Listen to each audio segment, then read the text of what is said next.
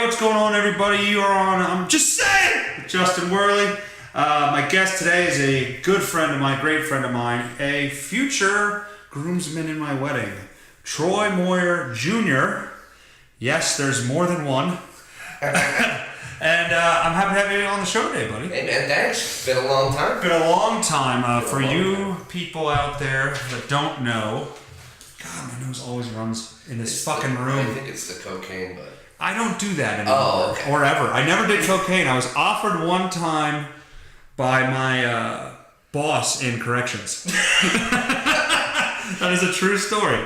And you're going to want to get closer to that, though. I hate that. I got to find like a boom setup here. I'm bitching at everybody to get closer to the mic every episode. Okay, how's that? That's good. And I don't like... You look awkward. You look awkward. Well, it looks like a fucking dick staring me in the face. Looks like a big RoboCop dick staring me in the face.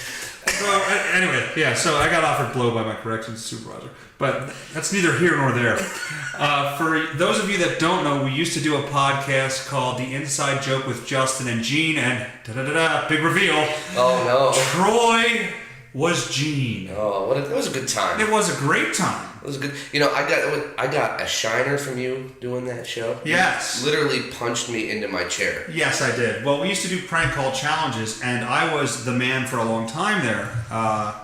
And then you won, I believe, and you were gloating about it, and as my natural bad guy character, as you were gloating, I double axe handled you into the back of the chair. I remember going to work that night and having to come up with a weird story of how that happened. Really? Like you've never gone to work with bruises and had to come up with a story before? Is this the first? That's not true. That was the first time. That's not true. We'll talk about that later. So our history. Okay, so I wanted to start off by telling everybody a little bit about how we know each other. Yeah. The first time we met, you were my supervisor at the place where we worked. That's true. And what was your first impression of my greatness?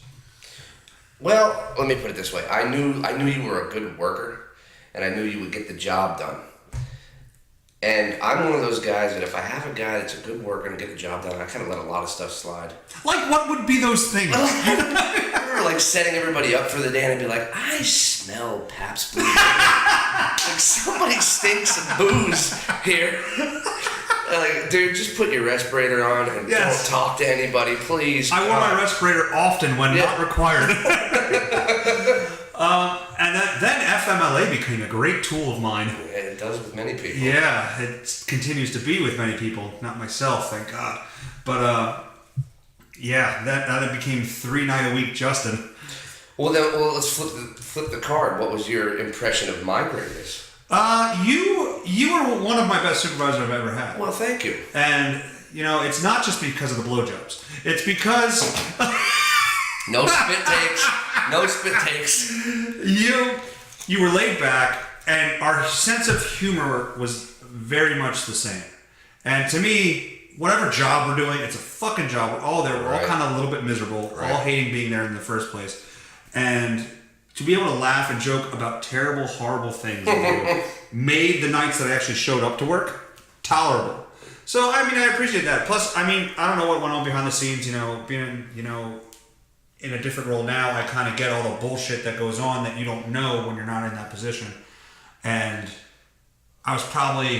you probably dealt with a lot of shit. Oh, all the time. Due to me. I don't know if it was strictly due to me, but... Not like specifically you know what I mean? Especially dealing with the foreman we had, so we had somebody that had no idea what was going on. Hey buddy, zero on. Zero on, buddy. No, the air's not on. The machine's not running. No, I have it locked out. I don't know why it doesn't work. I have no idea. But yeah, like when you have that kind of thing going on, it's just more or less you're kind of keeping lions at bay. You're kind of like just just stay away. Yes. Making up excuses for things that don't matter. Yeah. That's kind of how it goes. Yeah, it still goes that way. It is still that way. And then one day, I think you came up to me and said, we should do a podcast. You were probably joking. Most likely joking. And then it's like, you know what? We're kind of, we gel pretty good. We can probably make some funny shit happen. Well, I think what's really odd is that, like, our weird connection to professional wrestling, which nobody else had on the floor. No. I couldn't talk to anybody about wrestling. No. And I was such a nerd. I still am. We both are. You know? And when I knew when that was a thing, and you were like, oh, okay, this is going to be a lot of fun. No, and it was a great time. The first one was live from the kitchen. Then the kitchen! Isn't that fucking intro? I have a random kitchen in my house that's not used as a kitchen. That's correct. It's used as a podcasting studio. Now you're a recording studio, I'm assuming. Actually, it's the playroom for the kids. I brought everything downstairs, and now I broke my computer, so I don't have. Now you're fucked now. Yeah, so yeah, that sucks. We'll get more into what you're up to now in a little bit. But no, the first podcast, dude. I look back at reading that intro, and go, God, I sucked. And I just because I sat there and I looked at your face and the anticipation for, okay, we're gonna start this. Hi, welcome to the Inside Joke with Justin and Gene. Prepare to be underwhelmed. Like, I sounded like the Jamaican guy that I recorded that did my cable that one time, and nobody knows what that is. I have that on my phone. I'll play it for you. But basically said, hello, you're listening to the Inside Joke with Justin and Gene. Prepare to be underwhelmed, and then some music played. But I read it. What you hear is just effects on my voice. I read it like a pussy. Yeah. I read it scared and like timid in front of the microphone. And it took a while to get comfortable. How long did it take you to get comfortable? I don't know. It didn't really bother me at all. But I mean, I always played music and stuff and, been in front of microphones and crowds, so it didn't really bug me. Right, but you had, like, playing music and being in front of a crowd is a little different than your voice solo. I guess you're like right. When you're playing music, you have the band or whatever. If you're just sitting there with a guitar, you have that to kind of, I don't want to say hide behind, but hide behind. Yeah. Like now it's, okay, you have to be funny now. Yeah, but I mean, just the idea of sitting down and recording, trying to make each other laugh. Like, I was like giddy about that. Yes. Once we got past the first show, I think we got your claps were the best. Yeah, you made a hilarious compilation of those claps.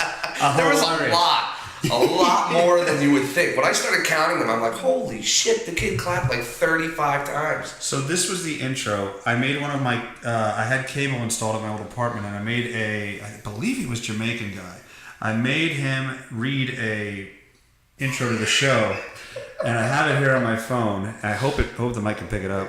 Listening to the Inside Joke with Justine and Gene appear to be undergoing. Underwhelmed. Try it again one more time. You're listening to the Inside Joke with Justine and Lean.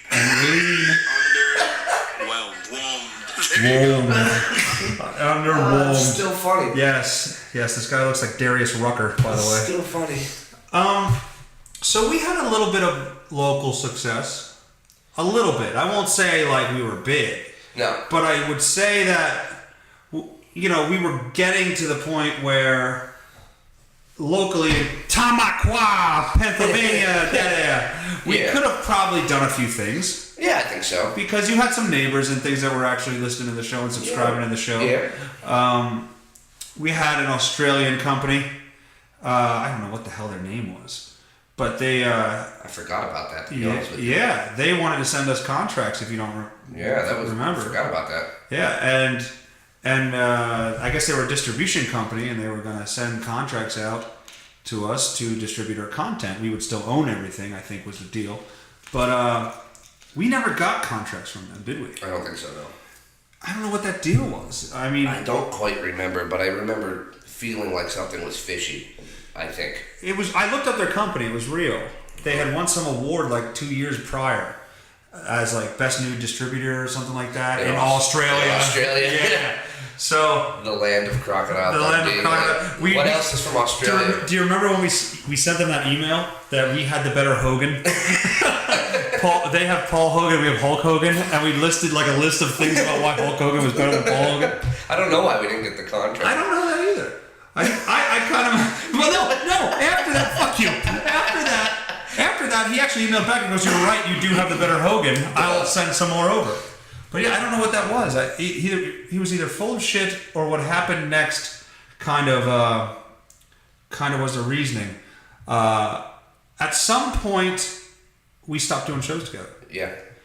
And I'll tell you what, I think a lot of building up to that. So let's go forward first, right?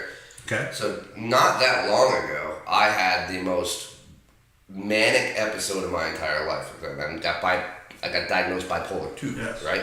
What is that? Hold on 1 second. You're going to have to talk for a second. I'm going to bring a roll of fucking toilet paper in here because my crackhead nose is fucking running.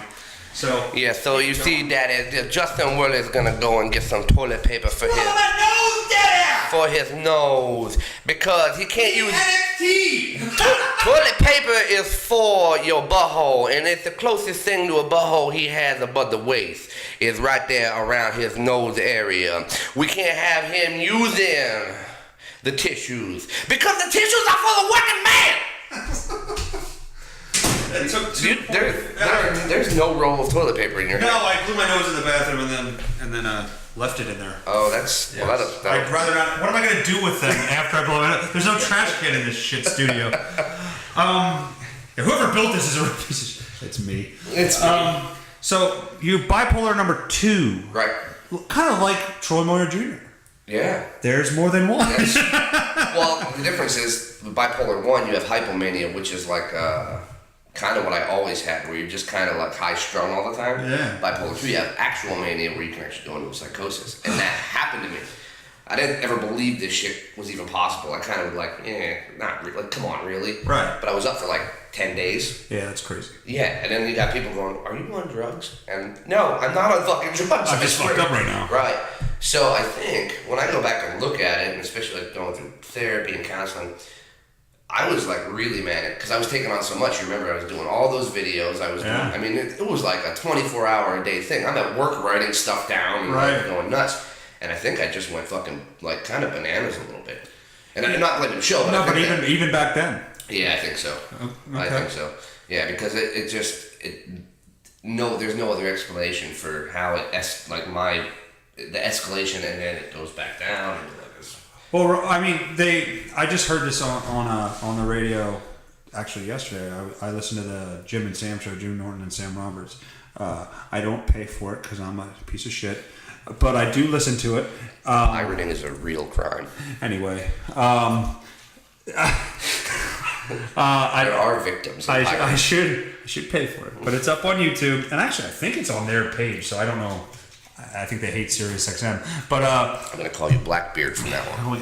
As long as I'm black, that means I'm a little larger somewhere. Your nose, Daddy. No. Nostril. Yeah. Do you think he's always just talking to his dead dad? Let me tell you something, Daddy. You're not here no more. You're in the ground, Daddy. But I'm gonna tell you something anyway. So, what the fuck was I saying now? Talking about Sam Roberts' show. Oh, I listened. Okay, and Jim Norton is a recovering alcoholic. Yeah. And he said that having a drink is the end of a slip. It's not the start of a slip. Many things have led up to that point, and then taking the drink is actually like, fuck it, here we go. Yeah. And so that makes a lot of sense actually. If you're saying it started during the show, because we didn't get into this yet, but I mean, I think we're at full disclosure here.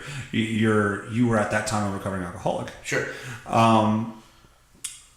And if the show was putting you in that state, I don't think it was the show. well, the responsibilities of the show with everything else. It's just that everything I was taking on so much because it's a very grandiose kind of state of mind. You're just like, I can do everything, I'm euphoric. I can do all this stuff. Right. And then you start to come down the hill a little bit and you start like fucking going bananas. But what do you mean by down the hill?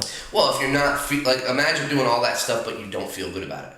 Okay. Do you know what I mean? I'm doing it and I feel great and this is awesome and look at all this, is so much fun. And then all of a sudden you start going down into like almost like a depression mode. Yeah. And you have all this stuff to do and you don't even want to get out of bed in the morning. Right. And it's like, fuck this, dude. Fuck everything. Basically, right. How I feel or would feel. So I chalked a lot of that stuff up to that. I just didn't know it at the time. So that was a start. We were skipping shows. Yeah, and you did some on your own. I did. Well, no, I skipped some as well. I won't say that my scheduling was the best either. I was what you'd call fucking lazy, where driving to Tamaqua every Sunday, not a fan of it. Right. Right. So, I mean, that basically becomes your entire Sunday with doing the show, doing the production, doing the prank calls that we did, all the things like that. And then you did even more after I left. But, I got to go, I'm going to make up some bullshit, right. And I'm not going to come out. I would fucking lie on my text messages just to not have to do the drive. Yeah. So, I think my laziness probably played into. I think you knew. You probably knew it's like, he's full of shit. Yeah, we could have did a show today. It didn't matter what the reason was. It's just like, okay, we're not going to do the show today. Like, you know what I mean? Right. Like, I don't really give a fuck if you're lying to me or not. Well, right. I felt like I had to put an excuse on, or I would feel guilty, which I already did. It's a nice thing to do. Yeah. It's a nice thing to do. Hey, I just don't want to do the thing we've been putting our hearts into. Yeah. So I love this show, but at the same time, I hated the drive. Sure. And I was a selfish prick. Dude, this drive today was the fucking worst. Yes, now do that every week on a Sunday. I know. Well, you do it 5 days a week, really. 6. Yeah, but I mean, like all back roads, like just the traffic Right. coming here is fucking sucked. Oh my god. No, it sucks. And I think if the distance wasn't there, I don't think I'd have missed it one. But it got to a point then when I started doing it on my own, and I could never get you. And once that started happening, I believe we went to a segment.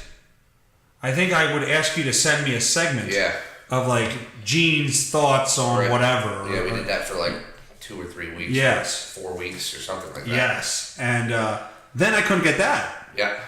And then I got one, and I don't know because of the state of mind you were in at the time. You said a friend of yours had committed suicide. Yeah. And that was in your thing back to me. Yeah. And by the way, I don't think we spoke at the time, but I'm sorry to hear that. It's awful. But was that true? Did that happen? Yep. And those sort of things are what they are. Well, yeah, but they don't help a situation if you're already spiraling down. No, they don't help anything really. You know what I mean? Like an idiot like me tries to find humor somewhere within that, and then that just makes you feel shittier. Like you find the humor, and then like you come out of that, and you're like, hey, you're kind of like a shitbag. It's not something you really should joke about. And then you're like, yeah, but one day. Well, you find the humor because that's what we do. Well, you and I don't do well. I think that everything's so ridiculous. You know what I mean? Like everything is so ridiculous. So when something ridiculous happens, it's like, oh, of course, that would be the thing. Like, why not? What's next? Why not add this to the? Would it be great to get like a tumor on my testicles and have like this giant thing? Don't put that out there. Don't put that out there. Yes, it'd be nice if they were bigger, but because stuff is so ridiculous. Like dumb shit happens all the time. So how do you kind of get through it? Like. You can't just sit there and cry all the time. No. But it's not a good defense mechanism, I don't think. Because you never deal with the issue. Right, exactly. It's kind of like, just put it in the basket with all the other ridiculous things. So at that point, I don't know where we are in the story when this happens. I think we might actually be past this point because I think we were doing the show consistently, and then I got the text from you about, I won't mention your wife's name, but hey, my wife and I had a drink, got drunk at a wedding, and it was phenomenal. It was great. Yep. It was the greatest time ever. And my text back to you was, I don't know if you're the type of guy that can have a drink at a wedding and just stop. And your response was, no, it's completely cool. It was fine. And then all of a sudden, in my life and our friendship, things just spiraled. Right. Now, I don't know where that was in the story, but I'm assuming that was right around where we stopped doing shows together. Yes. Yeah, it was. So, you had to know. You had to know when you drank at that wedding. I think I just didn't care. I don't know about knowing. You don't necessarily know anything, really. You know what I mean? You just kind of pretend to know stuff. And I think that I just was like, oh, well, maybe I'm not these things, or maybe this won't happen. and keep in mind, totally unmedicated at the time, Right. which is a huge difference in the way you think. So I think I was just fucking spent, man. Just like, God, this can't be it for the next 50 years. It can't just be this it can't be. This is fucking terrible. Well, that's what I thought, and It's like a midlife crisis. It's Like, funny you can't say be. that because that's why I'm doing this. Right. And to me, this is the outlet Right. for me. And so that tells me that, yeah, you were loving doing the show, but there was still more that you thought you needed to achieve personally to feel like you did something. Well, I think because like I think that you can understand. Look at me projecting my bullshit where on we you. work, right? What we do for a living. It's not fulfilling. No, absolutely not. It's not fulfilling. I was like, even a little bit. No. And even for me especially, I lie to myself and tell myself all these things that it is. And I guess in some way I'm doing some good somewhere, somehow in this universe. the only good that I ever did was when I was a supervisor and I tried to mentor people. That's the only good that I felt fulfilled. I felt like you helped the guy that day. Like, You know what I that's mean? where it Right. pretty much ends. I felt fulfilled in doing yes, that. I'll But- agree with that. I'm sorry. No, it's fine. But the thing is, like, when you start, for me, when I started feeling like, oh, like it's like a cage because it's not just me that depends on that money coming in. I got the wife and 2 kids, yeah, right? yeah. And it's like, whoa, fuck! I can't even. There's nothing I can do here. Like, I feel really trapped. And is this gonna be it for fucking You're not going to go start a band. Right, like Yeah. you know what's gonna happen to me? I'm gonna break my back, and my wife's gonna tell me it's not really real, like your dad. Like that's what's gonna happen. Yeah. Like you don't have it, your back's not. So like Yeah. that's gonna be me. Yeah. Like and you used to tell me about your dad, and I'm like, I'm gonna be that guy. Yeah. And I don't want to be that guy. This Yeah. fucking sucks. Like so there's like this rebellious side of me that's like, I'll do what I want to do. Fuck this. And that didn't work out. So No, I didn't. Well, I mean, I don't know. I mean, well, you had to do that to become this, and you're in a better place now. right. And you're kind of on a path of fixing yourself. I just feel like okay, like you know what I mean. Like there's no high, there's no low. It's like this is all right. This is fine. There's no high, no low. Not really. No, not at all. See, I don't even have anxiety anymore. I don't worry about nothing. I sleep good. It's all. Yeah, but there's got to be highs. I think Yeah, there's got to be highs. but- There has to be but- highs and lows. Yeah, but I don't it's think more like eating a cookie and being constipated. Not like it's not like like fucking taking over the world. Well, that's and probably then your fucking going to meds. jail for life. Like those are highs and lows. that's probably your fucking meds, though. That's They just exactly keep you- that's my point. They That's, keep you fucking yes, level that's my instead point. of experiencing real Exactly. feelings. Well, no, I still experience real feelings, but I don't become irrational anymore. Dude, I used to take 6 pills a day of this anxiety, 2 different anxiety medications. They made me 100% worse. But see, I'm not on anxiety medications. Okay. So, like, I'm actually on an antipsychotic. And, what's the other one? It's like anticonvulsant, but that's for the mania. Okay. So there are 2 things. And you're going to therapy. Yeah. Which I think is huge. Yeah. Huge. Well, it's actually kind of funny. You talk about that, not to sidetrack, but it's like the last time I was at therapy, I had this crazy breakthrough. My childhood was kind of fucked up, No, right? completely normal. And- You went to a nice school. Your parents both worked 9 to 5 jobs, white picket fence, Right. knives. It was pretty bad, yeah. So, and my therapist is like, well, we got this talking about that. And she's like, well, what would you say to that kid now?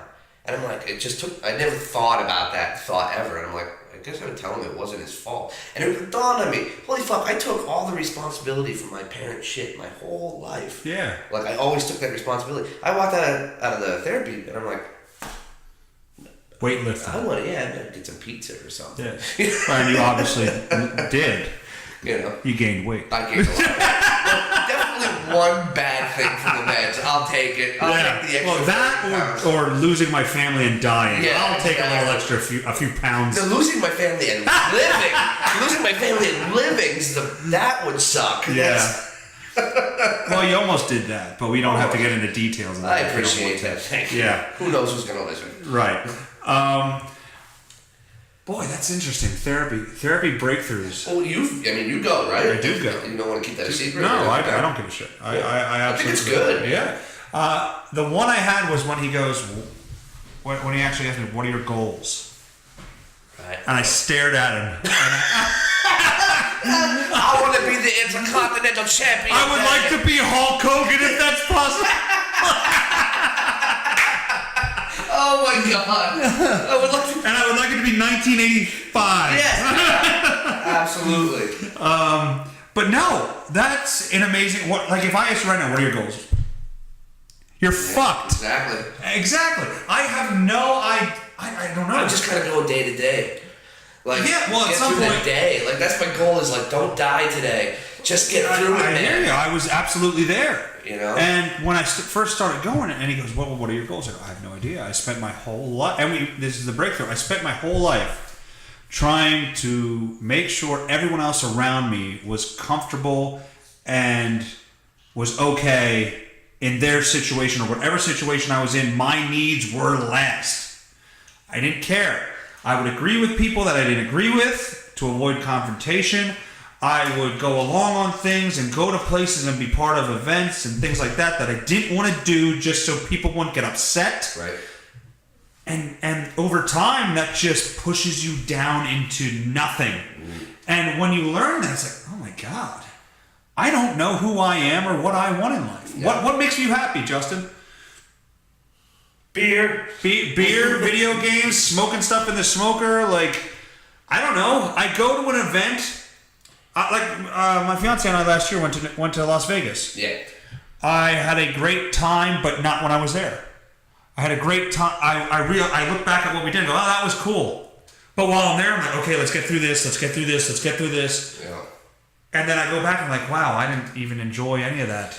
And it's funny because this past year we went on vacation. We just took the kids to was talking to New Jersey, like a maritime town. We got like a Airbnb, like a house on stilts on a lagoon. You know what I mean? Go crabbing and stuff. And my wife and I just we would take a day and just fucking do nothing. Yes. And it was great. Like, put the hammock up. We're not going anywhere. Fuck it. You know what I mean? And it was like, oh, like that's... Yes. No, you don't have to be here by this time. You don't have to please this person. Oh, dinner's at this time. No. Right. If I want to go, I'll go and I'll wait for a table because that's what I want to do. Like, it was 31 years of that.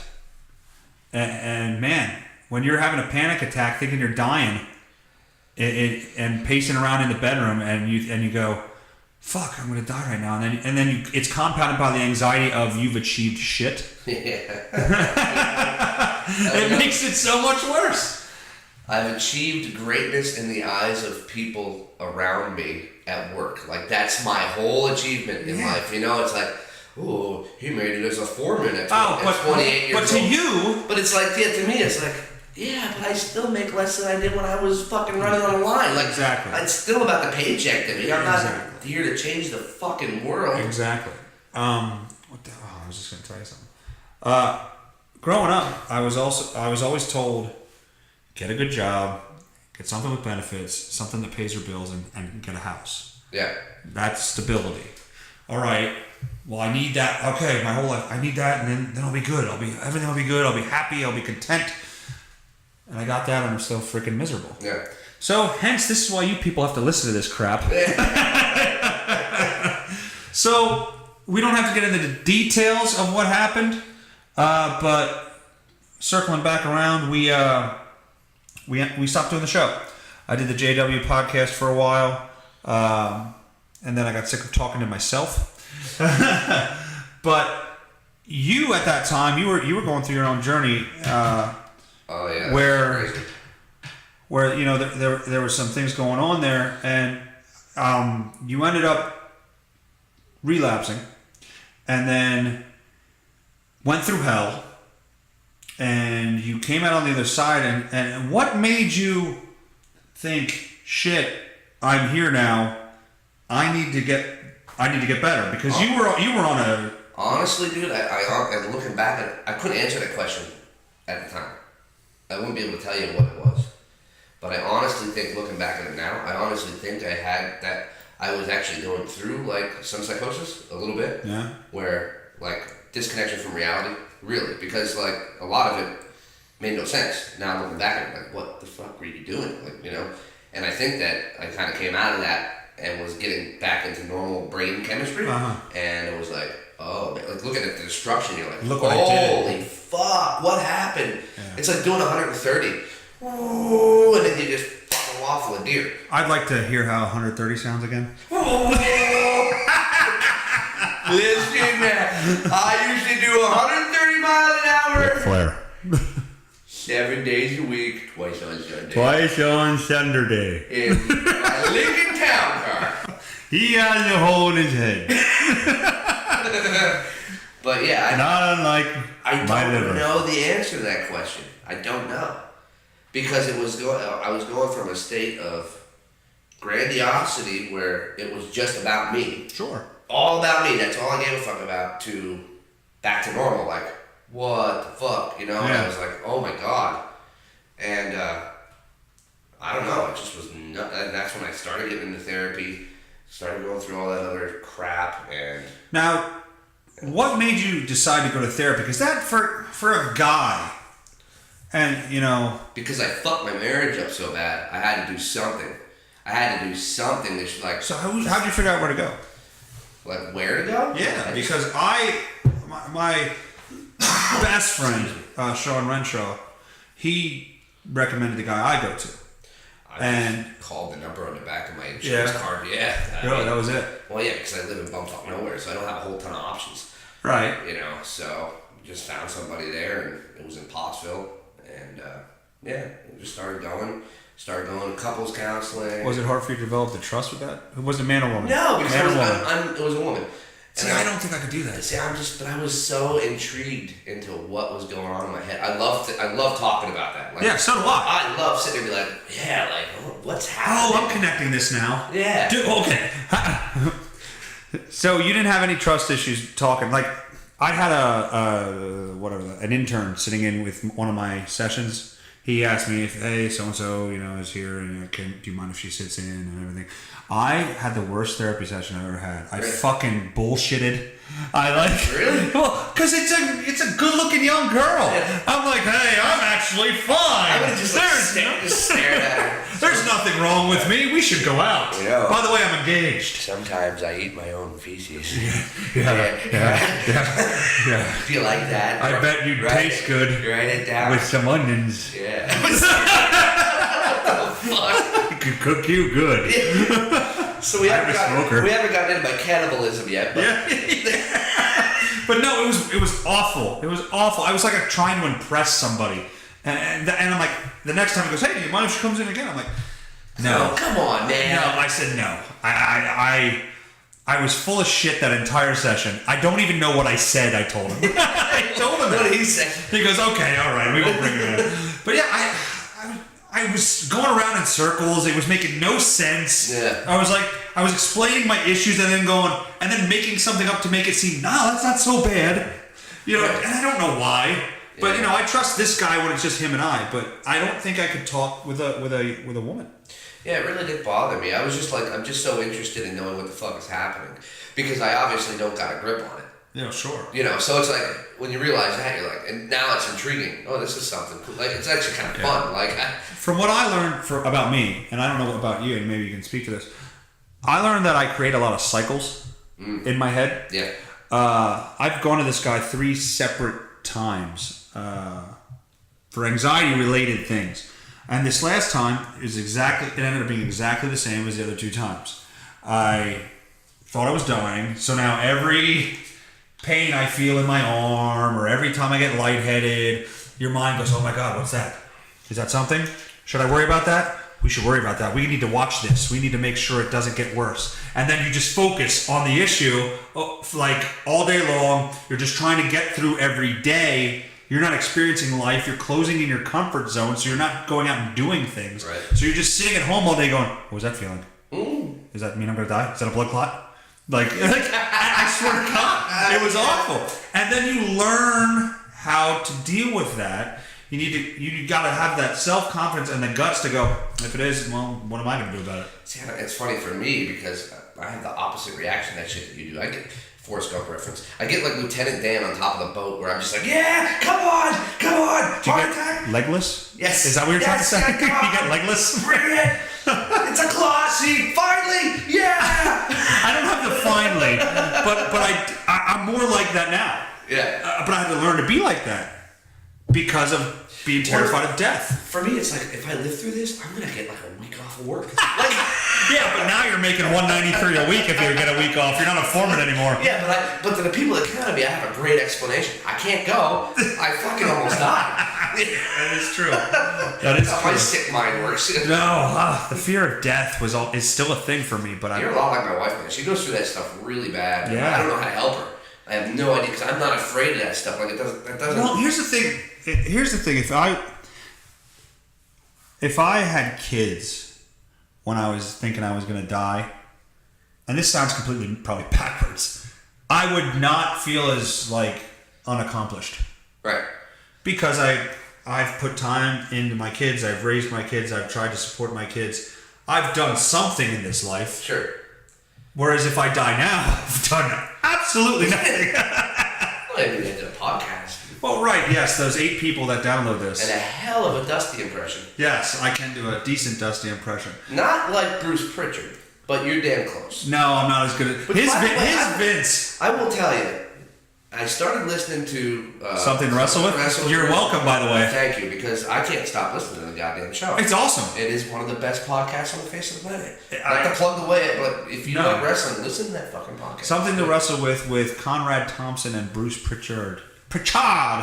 Something to So wrestle good. with. It's so good. Hour and a half pause. Bruce Pritchard. But his Vince is good. Oh yeah. Macho Man. Look at the Every time boots. he tries to do Hogan, he ends up doing macho. Yeah, that's in the last episode. First name Macho, last name Man. Look at the boots. Yeah, it's pretty good. It is good. What the hell are we talking about? Just your anxiety, your Yeah. panic attacks, and not having kids and feeling like you're gonna Yeah, die. I have nothing here. And Well, that's not true though. Like, so you kind of like just are disregarding all the kids you mentored in wrestling and all that stuff that you've done there. That's a huge deal. Like, I would never want to fucking do any of that. You put a lot of time in. I did, but I don't know. I don't know. It's just I don't know if people thought I was good at that. I don't know if those kids look at me and see somebody like that they think of as a mentor. I don't know that. I think that. I mean, I think they did. Like, I have kids come up to me sometimes like, hey, coach, I mean, it feels great. Yeah. But in 20 years, are they going to remember their middle school wrestling coach that... Probably. I don't know. Because they're very impressionable at that age. They're probably, I mean, all the molesting you've probably done. Probably come out, at some point. Sure. Gotta make sure you It's not showered. true, I don't think, guys. Make sure you showered. You almost spit beer out of your nose. I know. That's great. It was very difficult. So, there's something... did we finish that up? Did we finish up... So, we ended up... We ended up going to lunch at some diner in Tamaqua. Right. We got back in contact together. And you were trying to get your 90 days in. Yep. And I could tell you were kind of... You were worn down pretty good at that point. Yeah. I could see it in you. But I thought, okay, well, this guy, he's trying to get sober. Maybe this is just what this looks like. Right. But, I thought, okay, he's on the right path here. Yeah. He's going good. And then when did your latest episodes start up? You know what? As far as like the bipolar? Well, that's something you have. I don't think that's an episode. But you obviously went down a spiral to make you go, I gotta get my shit together. I gotta get checked out. Well, it's funny because I was... through therapy, I've learned all this stuff. So that alcoholism is really not the problem. Because I don't drink. I've had a drink since then. But I was raised by 2 people that went to Alcoholics Anonymous. Okay, so this is a very interesting dynamic. When I was a very little boy, I went to AA meetings with my parents. I grew up in that. Yeah. This is very like kind of controversial stuff. I think when I talked to my therapist, it took a long time to get through this. but my brain was wired to believe that that's exactly what the fuck I was. Do you understand? Well, if you're seeing it as a young age when you're impressionable and growing and learning. My whole life I was there. Yeah. And that's like the demon drug, you know what I mean? And the cool part about the whole thing is I learned that, oh no, that's not the case. Like I don't drink every day. I just don't. Yeah. But I'm just done being an asshole. Like I just don't need all that stuff. Yeah. Now it's like, oh, so it sucks being like, oh, you're an alcoholic. If you're out in public around people, oh my god, like one drink and you're dead. It's not true. No. Do you understand what I mean? If you're an alcoholic, I don't know that if one drink you're not really going back down the rabbit hole. The problem though is that science has come so far in explaining other things that are going on in your brain for people who drink all the time. I've never drank as much as I know you've drank. Probably not. It's very true. I mean, I know that about myself because I would binge, but I couldn't get that drunk.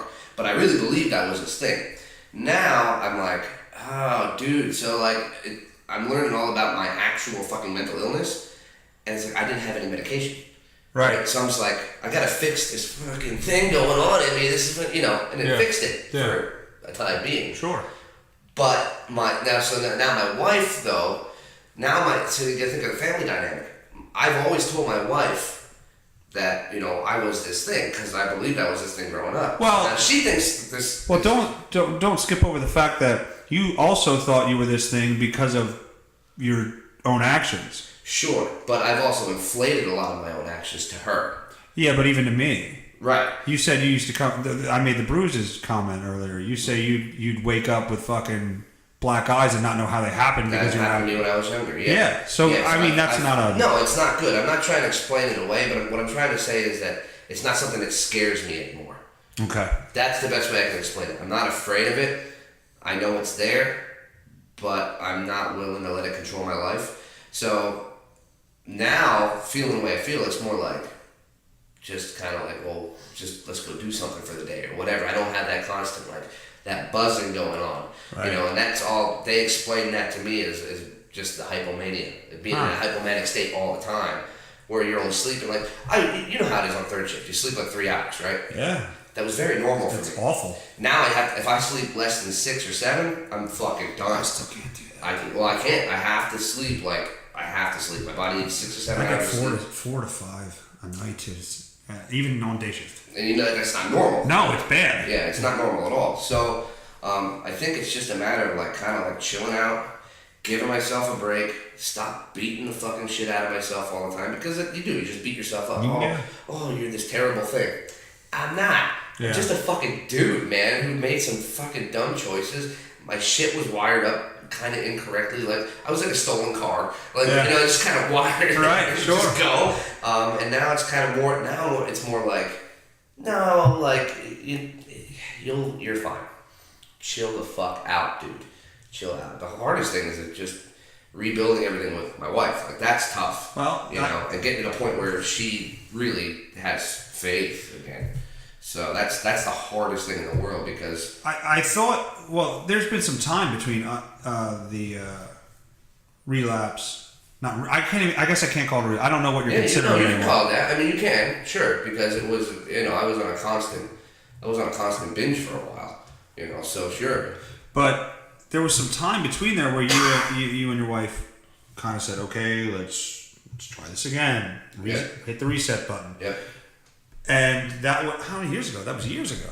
4 years. 4 years? Yeah, 3 or 4 years. And I don't know if you I don't know what you were going through. I just saw you out of rehab, and then we, off and on texting. Yeah. So when did the therapy start after rehab? Almost immediately. And since that day, what made you go get diagnosed as bipolar, or what made you take these steps? Because we've been talking since then, and I haven't known this. I had an actual full-blown manic episode. And this was unprovoked and undrugged. I had no alcohol in my system. I had no drugs. This was when? Fucking 6 months ago. Okay, that makes sense. Yeah, 6 months ago. So it was full-blown mania. I didn't know what the fuck to do with myself. I was like, this is insane. I can't even explain it. I knew something was really wrong. It was snowing outside, and I took the day off from work because it was snowing, and then the weekend was coming up, and I'm like, I can't go to sleep. I just can't. I can't sleep. Not even a minute. Like I was awake, full blown, and Rachel was like, my wife. She was like, are you like high? And I'm like, no, I'm not, because I'm freaking out. I don't know what's going on with me. So we go to the hospital, and the hospital was like, yeah, you're fine. There's nothing wrong with you. You're fine. Like physically, we can't admit you physically. And they're like, do you want to go into the mental hospital? I'm like, yes. Yeah. I can't. No, I don't want to go home. This is insane to me. Right. I went. I talked to the psychiatrist there, and he's like, yeah, this is you're at that kind of an age where this kind of thing can happen if you've had it for a while, and now you just had an episode. I'm like, so when you go into the mental hospital, what do they do? Oh, it sucks, dude. Oh, it sucks because I was still sane enough to know something was wrong with me, but you're around actual people who are in full psychosis. Sure. It's like prison. You can't leave. Right. Well, you admitted yourself. You can't check yourself out? You can ask to be checked out early, but if the doctor says that he doesn't think it's fit, he can get a court order to keep you in. Ah, gotcha. So you're better off just going through. So basically, they diagnose you. Okay, so they'll find out what's going on with you, and then they start in your meds, and they want you to get level, and then they let you out. Okay. So I think I was there for 5 days. So it wasn't too bad. Most people were there for 12 to a month. Did you stay in your own room, or did you have a roommate? A fucking roommate. How was your roommate? Not great. What was his problem? Or her? I'm assuming his. I'm not sure. Most of the people were in there for drugs, dude. Yeah. You know what I mean? Just detoxing and things like that? So it's just So was it that? Was that your roommate, or? I think this kid was having a fight with his girlfriend and threatened to kill himself. Ooh, yeah, that'll do it. I don't think he was serious, but you know what I mean? He was young and, I'm gonna kill myself. Yeah, teenager kind of thing. Yeah. So, but he was just a fucking annoying. I'm there trying to recover, and I'm oh my god, and it's he's all happy and. Because they're probably pumping him full of shit. Fucking A, bro. So they try and med you up right when you got in there? Yes, immediately, and I finally slept that night, which was And then it took me about 2 months before everything kind of was settled down. I was kind of going up and down, up and down. Well, because your body's got to adjust to, if they're medicating you, that stuff's rough. Yeah. Your body's going through some fucking changes. I would sweat profusely on mine. Yeah. And note to anybody listening, you shouldn't quit those cold turkey. Yeah, they do say that. I found it out. Actually, something that scares the balls off of me. Well, you wean yourself off if you don't want to take them. Right, but I mean, it's still I have these weird obsessive thoughts sometimes. Can you imagine if you got fired and you couldn't afford your pills anymore? What would happen? You know what I mean? I'll tell you what would happen. I'll tell you right now what would happen because I did it. I didn't get fired, but I threw my pills away because I was tired of taking them. It was January. I don't know. It was right after New Year's. 1 year. I can't remember the year. I took where we work. You get basically 4 or 5 days off at January 1st, depending on how long you've been there or what you're doing. And I used all of those the first week of January. I sat in my apartment with no shirt on for 5 days. Well, no, 7 days because the weekend. 7 days, drank Kraken rum from the bottle, drank every bit of booze in the house in the apartment that we had, and didn't shower, didn't brush my teeth. I was just a mess. And then afterwards, I threw I got rid of, there was a little bit of Kraken, I threw it the hell away, and I was like, okay, now we got to get going here. How was that withdrawal? It was full of anxiety and I drank it away. Just drank it away. I drank every day, every minute I was awake. Wow. Every minute I was awake, I was drinking. Wow. I didn't leave the living room floor. Wow. Yeah, it was awful. It was awful. How did your significant other respond to that? She told me after the fact she was ready to leave me. Wow. Yeah. She said, when that was going on, I was ready to leave you because you couldn't get your shit together. But that was, what are you gonna do? I don't blame her. I would have left me. That sucks, though. I wouldn't want to be with that person. Yeah. Absolutely not. But I mean, you come out on the other side of that, and you still got shit going on mentally, but you're not there anymore. Well, that's the weird thing too. Is now, I can't I think about like, oh, you ever gonna get off this stuff? And I said it to my psychiatrist, and he's like, no, it's like blood pressure medication. You need it. You understand? You need it. And I'm sitting here, and I would sit and think to myself, like, because I kind of don't like just being level all the time. Yeah. It's really boring. Yes. You know? But I have no anxiety anymore, none at all, and I don't have any racing thoughts and weird shit. So I'm like, kind of a fair trade. Like that's pretty good. You know what I mean? It's not anxiety medication. I don't take that. No. It's just.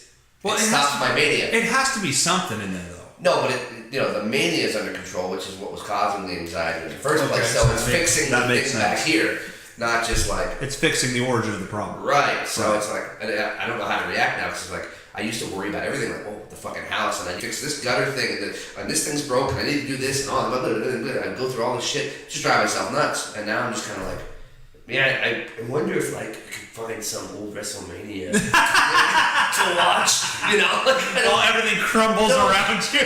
No, but I'm taking care of shit. I'm just fucking around. Right, but I'm not I'm irrationally obsessing. That's So that's been a godsend. I'm sure that helps with the Super fucking happy. sleep. That's for sure. Yeah. Not obsessing over shit. That is. I'm on third shift again, and I'm sleeping 8 hours a day. That's impressive. Yeah. That is impressive. Yeah. So you come home. What time do you get out of work? Usually around 7 o'clock. I get home around 8. And then you're sleeping when? I usually eat and get to bed before 9 o'clock. That's quick. Yeah. You can just shut it down like that. Yeah. That's I know. That's amazing. I know. That's what I'm saying. It's like, wow, like this. When you finally like, for me, when I finally like, this was the problem. Yeah. Oh, I'm mentally. The problem is I'm mentally ill. Well, okay, let's go with this and see what happens. right. Sure. Yeah. I didn't fucking know, dude. It's just normal for me to be the way I was. I still have a dark sense of humor, and I don't necessarily. So the thing is, it's weird. Like I don't want to pay attention to anything anymore. I don't want to listen to the news. I don't want to hear people complain about it. I don't want to talk about hot topics. I don't want to do any of that shit. I'm so sick and tired of the outside world. Yeah, I won't disagree with that. Even at work, Right. If you come, the job. You come in and everybody has something to complain about, and you just go, I don't care. Yeah. In your head, because you can't say it. Right. And you care to an extent, but it's like you're coming here every day, flailing your arms. It's like, why are you even coming here then? If that's your approach to this, like flailing your arms. It's the exact way I want it. It's always the shift before them. Always the shift that you're following. Yes. Always. And they don't do this and they don't do that, and you just want to say to them, because they're left great when they get here. Exactly. And because you leave that other shift great when you leave here. Yep. Like right here, pal. Fuck you. Exactly. Well, yes, exactly. Now, there was a guy who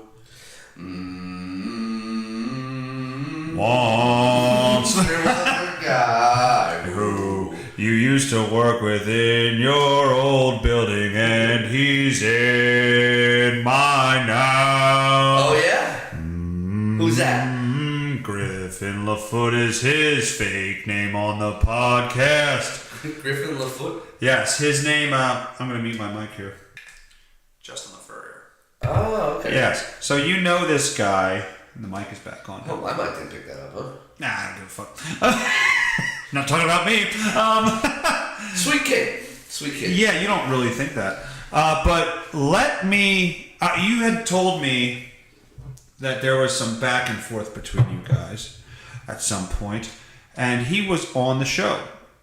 Oh, yeah? Because I have a very different relationship with him. Oh. And which is neither here nor there. Yeah. But let me play what he said to you at the end of his show. Our show. Okay, awesome. Volume up. Okay, let me just get this going. On the top of this, since we're talking about your audience, I'm glad that I got to be on your show before your buddy Troy Moyer. Oh boy. Because, first off, I'm a way better co-host or guest host. WWF. I'm Go ahead, shit, go ahead. No, appropriation. better looking guy, That's fair. funnier guy. No, that's not true. Just you name it, I'm probably better.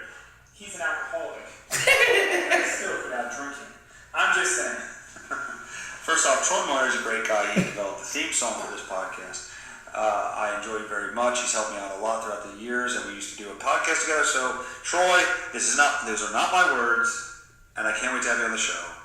But you and Griffin LaFoot have a history, and obviously there's still some animosity there. There's no animosity. Well, no, it doesn't sound like that at all. I was first for the new show. Anyway, that's the gist of that. Oh, well, he's a sweet kid. What can you do? You know? Better looking? Sure. Of course he's better looking. He doesn't have fucking people around him dragging him down all day long. I don't have time to exercise. I gotta feed people. If I don't feed them, they get skinny and the cops will come. He does have a wife and child. Oh, does he really? Yes. A wife? Not a husband? A wife. Because that would have been my first impression. And to say you're funnier than me, you can't be funnier than an alcoholic as a non-alcoholic. It's impossible because life's a joke to us. It's a fucking joke. It can't. So that's not true. That was just a false statement that he made. We don't really have a history. I mean, one time I kind of got mad at him and we argued with him. Well, I'll tell you what I was told, and we'll hash it out. And maybe one day you'll both be here and discuss it. That'll be fun. Our wrestling match. Well, I don't know that you'd win that. Sumo wrestling match. You may win that. Yes. Although he's a football player, get low. Gets low. Okay. On cock. Shank match. So. A napkin on a pole match! No, we're not going here because there's going to be a word said that always makes us not be able to. We basically cry laughing when we say this word, and I'm not going to say it. Okay. Because I want to. No, don't. That's a bad word. It's a bad You're going to get bad comments. Yes. You know what? If it gets me any comments, I might say it. Fucking Blower Maid. One of the best jobbers in the world. Who? Blower Maid. That was you. You messed it up one time. What is? You wanted to say the word mower blade, and you said Blower Maid, and I turned him into a jobber for Jim Cornette. Fucking Blower Maid. Never. It's hard to do this without saying that word. So, the conflict I heard was when he was first coming to my building. We were on the phone, I think, one morning as I was going into work. Yeah. And you said, keep an eye on him. He writes down everything you say and will use it against you if you piss him off. Right. That was the word on the street. And so I acted like that towards him. And then, we gained, a certain amount of trust where he'll shit on me, I'll shit on him, and, there's a level, I think we both know where the line is, and we get along fine. Like, I actually consider him a friend at this point. Good. But I did tell him that that's what you said. I said, that's why, I wasn't really talking to you very much when you first came here. And he went on to say something about, you said something about his wife or something like that. And this was years ago, so if you don't remember, I get it. But yeah, I don't know what it was, but I guess he said something and he went to the office and then... No, so the actual thing that happened was just the dumbest thing you've ever heard in your life. You remember when I was a supervisor, I had no reservations to call somebody out on something. Right. I didn't care. Right. I didn't give a fuck, I really don't. And I never had a problem with Justin personally. You mean Griffin? Whatever his name is. Griffin. Gryffindor. I'm going to call him Gryffindor. You can call him whatever you want besides his real name. Gryffindor. I never had a problem with him. He was on second shift. Actually, we kind of got along pretty good. But all the guys on second shift would tell me, watch yourself because he writes everything down. Huh. So, that was just me letting you know, hey, man, just a heads up, Yeah, no. Be careful. And I was very standoffish. For me, saying the shit that I would say at work. Sure. Yeah, that's true. Myself a lot of trouble. Yeah. And what happened between us, the only thing I remember was that he refused to write out of spec shit in red, and it just drove me nuts. I think the words that I said was just do your job, and he fucking lost it. Yeah. He lost it, went bananas, and it just blew over. I don't know. And then we talked after that. But I never had a problem with him personally. But that one thing did happen. I never said anything about his wife. I don't think he was married at the time. Yeah, he probably was because he let it marinate while he was in college, and they had a kid, and I think I would assume the wedding was close after. But he told me the wife thing today. I didn't know that prior to today. Well, because I told him if that's what happened, I am sorry because I don't like talking about other people's significant others. No, it's true. I don't. It's a shitty thing to do. Like, it is, and who knows where you were at that time? I don't know. To be honest with you, who knows? Because there was some. I mean, you were going through all this shit and still going to work. Yeah, but I was in brick casting at the time, so that was that was way early. Way back there. Yeah, that was before you even worked at the company. It's true. Yes, so, it is. How does it make you feel that Aaron Ross is now a plant superintendent when I trained him in plate prep? I feel bad for him, really. Like, so do I. You know, like, oh man, that's a lot of stress for a nice looking chap like him. Yeah. You know, he's not going to age well over this. No, and you know what? I'll be honest with you. Being gay is not an old thing you want to be. I mean, you don't want to be an old queen, and he's gonna age rough. Yeah, definitely. Yeah, he's not gonna RuPaul this life. No, he's too pale for that. Yeah, definitely. But no, I feel the same way. I don't want to get too much into Aaron because I don't know if. Yes, you do. You want to get all up in Aaron. Don't lie. Yes, no. Yes, you do. He doesn't shave. Ew. He doesn't shave. His face. Oh, his face. His face, you fuck. You know, he's allergic. Ew. He's allergic to something in the razor blades where he has to just trim his beard with a trimmer and not shave it. He's allergic to everything. He's got Crohn's. He's, you know. You just said, I don't want to get too much into Aaron, so let's release some information about him that's really embarrassing. He's got Crohn's. He couldn't wrestle at the state wrestling tournament because he had a tummy ache for 3 years. So I would have used Crohn's to my advantage in wrestling. What, just shit all over the map? Here comes the feces flinger! Clap some more! Did you call it the feces flinger? Feces flinger! Yeah! Okay, so we rehashed the history. History has been spoken about. So nowadays, you are into writing music. I have been, yeah. I mean, I had... You have a website. Yeah, but I kind of shut it down. Why? I just don't have the time right now. I don't have the time, and it costs money. It's expensive. It's like $40 a month to run that fucking thing. Yeah, there's no money coming in off of it. It was just a matter of getting the music out.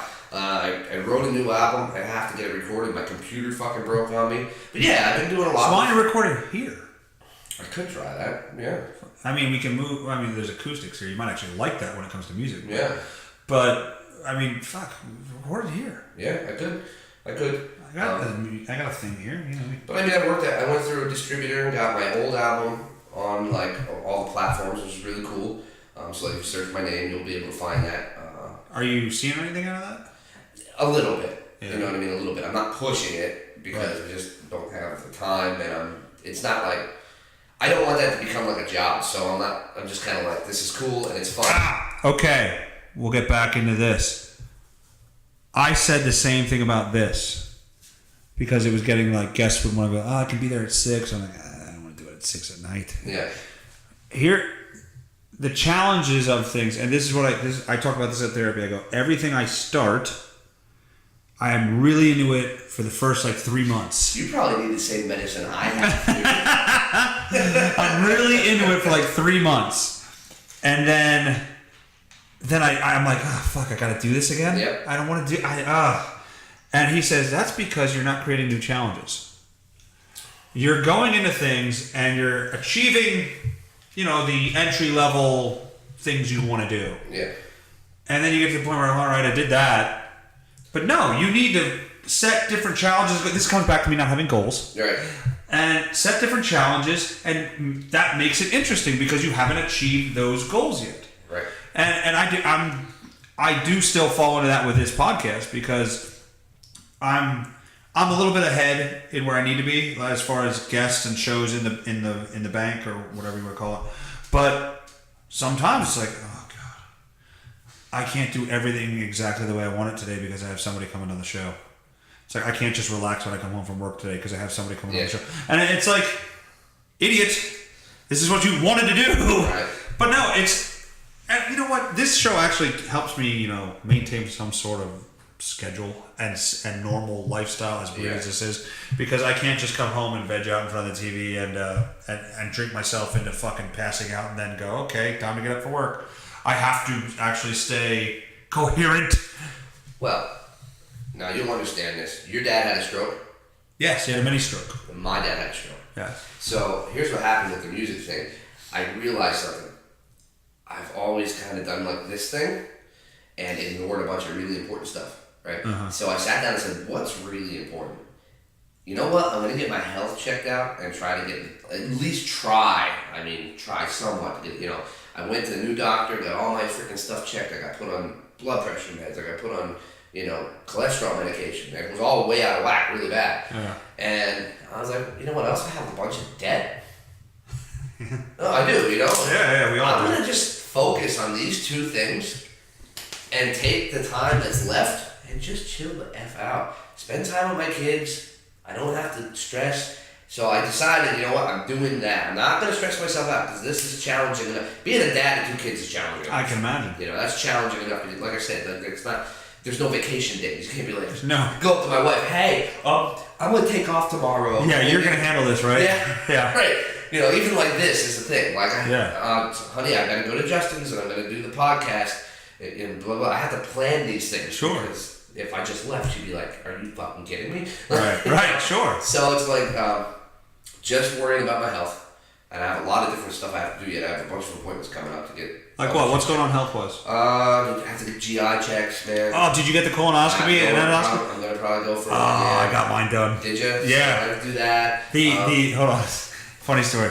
As I'm sitting there. I don't want anesthesia. Just let me awake. Yeah. As I'm sitting there ready to go in, the doctor goes to me, he goes, don't worry, man, I'll treat your colon like it was my own. I'm thinking, what if he's gay? Yeah. I'm going to end up with a shoe on my I've ass. seen guys on A the steel-tip internet. work I've boot. seen pictures of men on the internet with baseball bats in their ass. What if he's that Wait a guy? minute, why have you seen those things? Because I like to explore.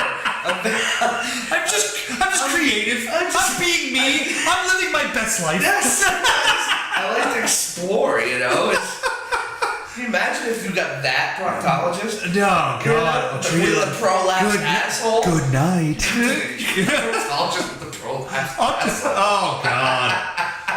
I went in normal. I came out. Oh my God, upside down knapsack hanging out the back of my pink ass. sock. Oh yeah. His pink sock hanging out. So I'm doing that. Good. And my whole family has this aortic aneurysm in your stomach, and so I'm getting that shit checked out. Your whole family has an aortic aneurysm. What is an aortic aneurysm? It's like it's the artery in that comes out of your stomach, the big one. Gets an aneurysm in it. It killed my grandfather, my uncle. One of my other uncles has like a fucking ticker that pumps the thing through there, so it's all fucked up. So maybe I should get that checked. So your dad, is that what caused my your dad dad's has stroke? one. They don't think it caused it, but he has one. If that makes sense. So it's a ticking time bomb. That's the fucked up thing. How do you live with that knowing any day it's gonna go, I'm gonna move now? I don't know, man. So I figured I'd go get it checked out. Yeah. So you don't know if you have one? No, I don't know yet. I have to go get it. How do you get that checked? Ultrasound. Okay. I had one of those. Baby. I had one. Oh, and they don't like that joke. No. I made that. I made that joke. So we go, so you're gonna tell me if I'm pregnant? They go, yeah, shut up, dummy. We hear that all the time. Don't tell me what it is. Can you see the Pernus? God, did you let Pernus get onto this show? Can you show the Pernus? So disturbing. Put your headphones on. Tell me how it sounds. Can you see the Pernus? It's disturbing. It's fucking disturbing. That is the Uncle Paul character made fun. Uncle Paul character made famous by the one and only Jim Norton. James Jimmy Norton. Norton. And it's one of my favorite characters ever. And me and Troy do that constantly. God, it's bad. It's hard not to do. And the things you can say it's bad. are horrible. Just do that like out of the blue, and you know exactly what's going on. The more you let your breath hang between syllables, it's awesome. So there's the health, and then the debt. So my goal is to try to pay off all my credit cards. I got 1 down, 2 to go, so I'm happy. Nice. 2 out of 3 falls. Huh? 2 out of 3 falls. Yeah. No, that's tough though, because I struggle with that part of life. I'm not financially probably even close to as responsible as I should be. Yeah. I see money go into my account and I go, I want to do this. Right. And then I have a podcast studio. It's tough to actually buckle down and go, nah, I I won't do that. I will have a boring month. Right. That sucks. Yeah. Yeah, that sucks. And not to mention you're working like 6 days a week. Yes, and put the extra living cash in. zero out of it. Right. So I'm trying to not make things so complicated. You're like Avril Lavigne. Yeah. No, I'm not like her at all. I don't think. I She's think- Canadian. Yeah, fuck them and their maple syrup. Exactly. And they're stroked out world champions. Fucking. What? Oh, he's your favorite. I forgot. I'm sorry. What? Trent the Hitman Hart. Don't ever say that name in vain again. To me, that's like the Lord. He's the only one left of that group of people that's alive. No. Neidhart just died. Neidhart just died. Who else is left in that family? Probably Stu. Probably Stu. Hey, let me just grab you. Hey. Dude. No, Stu McDonald. Stu and Norm McDonald. Hey, you got a job for Rhino over there? Yeah. You know, that guy's a jerk. Yeah. The light was on. You guys gotta go on YouTube and look up Norm Macdonald moth joke. Great joke. The light was on. Also, even if Yeah? you're not a wrestling fan, look up Stu Hart like stretching people out. It's Oh worth my it. It's God, so funny. yes. Oh my By god. stretching, we mean putting him in like Actual legit wrestling holds. But he's like 80 years old, and he'll have like these 20-year-old guys, and they're screaming. And then agony. if you put your arm back here, then you can't. No, sir! Please, sir! No, sir! And then he slaps him on the abs for some reason. Come on, what are you hollering about? You're fine. Come on, down. Oh man, that's priceless. Stu stuff. Hart. Stu's probably alive somewhere. Yeah, I'm sure. But no, somebody else has got to be alive in the Hart family. That's not what I was talking Diana. about. I mean, in that group of people. Oh, time frame wise. Yeah, you remember when it was the Hart Foundation was like, you know, like when Brett was bad guy in the United States, but he was good. Yeah. They're all dead except for him. Yeah, that is Crazy. true. That's what happens when you come after America. We should end the show on that. We can do that. Troy Moyer Jr. Check out his music. Where can we find the music? You can just search my name in any of the platforms, like whether it's iTunes, if it's on Spotify or Google Play. You know, look up my name and you'll find it. All right, man. Thanks for coming on the show. Appreciate it. Yeah. Hey, everybody. Thanks for listening to the show. Troy Moyer Jr., great guest. Please don't forget to check us out on YouTube. On your YouTube, daddy! And Facebook, Twitter at Justin Werley. We have Instagram. And I don't know what that thing is, but look up I'm Just Saying with Justin Werley on Instagram. You'll find it somewhere in there. What else we got? Spotify and Stitcher. We are also on that. So check out I'm Just Saying with Justin Werley on Spotify, on Stitcher, on all your social media outlets. We will be on there. Thank you very much. Catch the show next week. Woo! Smoke 'em if you got 'em.